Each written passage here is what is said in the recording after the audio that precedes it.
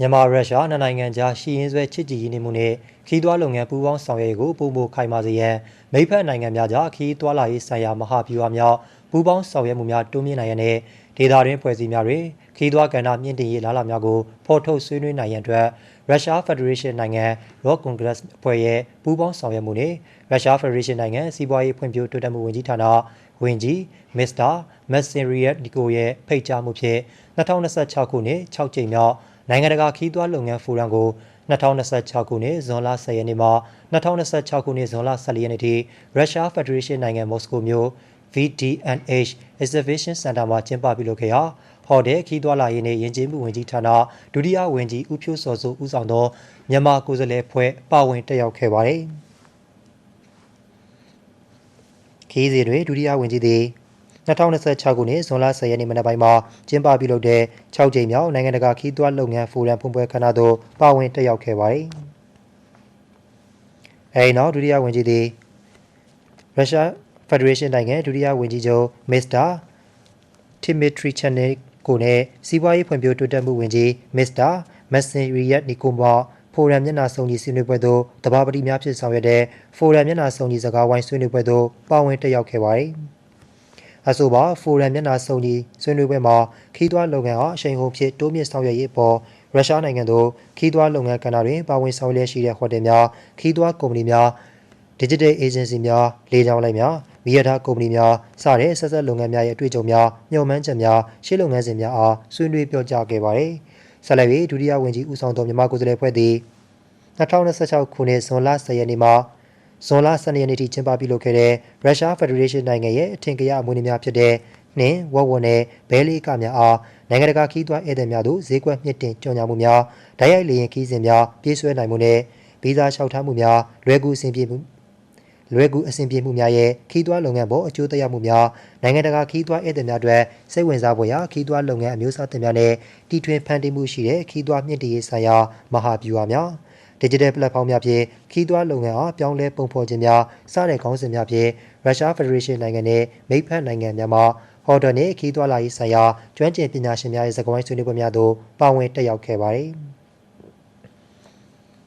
အလားတူဒုတိယဝန်ကြီးသည်ဇွန်လ17ရက်နေ့မှာကျင်းပပြုလုပ်ခဲ့တဲ့ခီးသွွားလုပ်ငန်းရဲ့နိုင်ငံပေါ်ရေးပါမှုနှင့်နိုင်ငံတကာပူးပေါင်းဆောင်ရွက်ရေးမှာမဟာဗျူဟာလားလာများအားလေးလာဖော်ထုတ်ခြင်းဆွေးနွေးပွဲသို့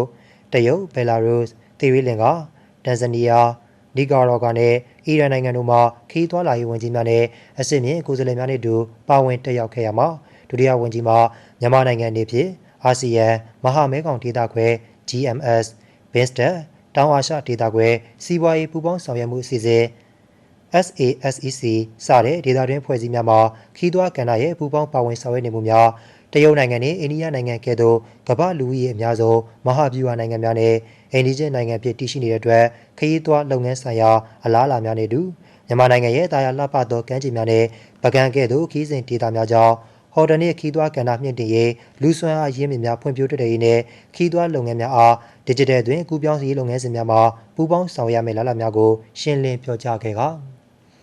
မြန်မာနိုင်ငံသို့လာရောက်လည်ပတ်ရန်ကိုလည်းဖိတ်ခေါ်ခဲ့ပါတယ်။ဒါအပြင်ဒုတိယဝန်ကြီးဟာဖိုရမ်ကာလာတွင်ရုရှားစီးပွားရေးဖွံ့ဖြိုးတိုးတက်မှုဝန်ကြီးဌာနဒုတိယဝန်ကြီးမစ္စတာထရီမီဒီမီထရီဘက်ခရူကောနဲ့တူဖိုရမ်သို့တက်ရောက်လာတဲ့နိုင်ငံတကာမှခီးသွွားလာရေးဝန်ကြီးများနဲ့အစင်းမြင့်ကိုယ်စားလှယ်များအားတွေ့ဆုံကမြန်မာနိုင်ငံသို့နှစ်စဉ်ခီးသွွားဧည့်သည်ဝင်ရောက်မှုများအစိုးရပုဂ္ဂလိကကဏ္ဍပူးပေါင်းဆောင်ရွက်နေမှုများရုရှားနိုင်ငံနဲ့မြန်မာနိုင်ငံကြားအပြန်အလှန်ဗီဇာကွင်းလွတ်ခွင့်ပေးနေမှုများနဲ့တရုတ်အိန္ဒိယဂျပန်ကိုရီးယားမကာအိုတရုတ်ဟောင်ကောင်တရုတ်စတဲ့အဓိကဈေးကွက်နိုင်ငံများအားဆိုက်ရောက်ဗီဇာ Visa on Arrival VAO အားစမ်းသပ်ကာလများဖြင့်သတ်မှတ်ကမြန်မာနိုင်ငံမှာခီးသွွားလုပ်ငန်းမြင့်တင်ရေးဆောင်ရွက်နေမှုအခြေအနေများအဓိကခီးစဉ်ဒေသများသို့နိုင်ငံတကာမှခီးသွွားဧည့်သည်များဘေးကင်းလုံခြုံစွာဖြင့်သွာလာလည်ပတ်နိုင်မှုအခြေအနေများကိုညှိနှိုင်းဆွေးနွေးခဲ့ပါသည်။ဒါအပြင်ဒုတိယဝန်ကြီးသည်2026ခုနှစ်ဇွန်လ10ရက်နေ့မှ14ရက်နေ့ထိ6ကြိမ်မြောက်နိုင်ငံတကာခီးသွွားလုပ်ငန်းဖိုရမ်နှင့်ဆက်ဆက်ကျင်းပပြုလုပ်တဲ့ခီးသွွားပွဲသို့တက်ရောက်ပြီးလာရောက်လည်ပတ်တဲ့ရုရှားနိုင်ငံသားများနဲ့တိုက်ရိုက်တွေ့ဆုံကမြန်မာနိုင်ငံရဲ့ခီးစဉ်အခြေအနေများနဲ့အဓိကခီးစဉ်ဒေသများတွင်ဘေးကင်းလုံခြုံစွာဖြင့်သွာလာလည်ပတ်နိုင်မှုအခြေအနေများကိုရှင်းလင်းပြောကြားခဲ့ပါသည်။ထို့အတူဒုတိယဝန်ကြီးသည် ဇွန်လ23ရက်နေ့မှာဖိုရန်သို့တက်ရောက်လာတဲ့နိုင်ငံတကာမှခီးသွွာလာရေးဝန်ကြီးများအစည်းအဝေးကိုယ်စားလှယ်များနှင့်အတူမော်စကိုမြို့ရှိအထင်ကရခီးစဉ်ဒေသများဖြစ်သောကရမလင်ရင်ပြင်နီ GUM ကွန်အစိုးရရှေးအောင်ဈေးဝယ်စင်တာစာရဂျစ်ပန်းချံမော်စကို River Outlook ရေပေါ်မှန်တတာနဲ့အနီးတစ်ဝိုက်ထင်ရှားတဲ့နေရာများ Moscow State University နဲ့ Sparrow Hill Moscow Viewpoint များမှာ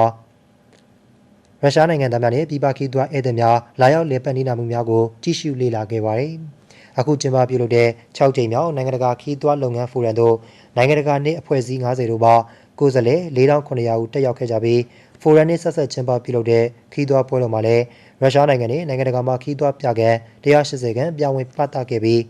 ရုရှားနိုင်ငံသား9သိန်းကျော်လာရောက်လေ့လာခဲ့ကြောင်းသိရပါတယ်ခင်ဗျာ။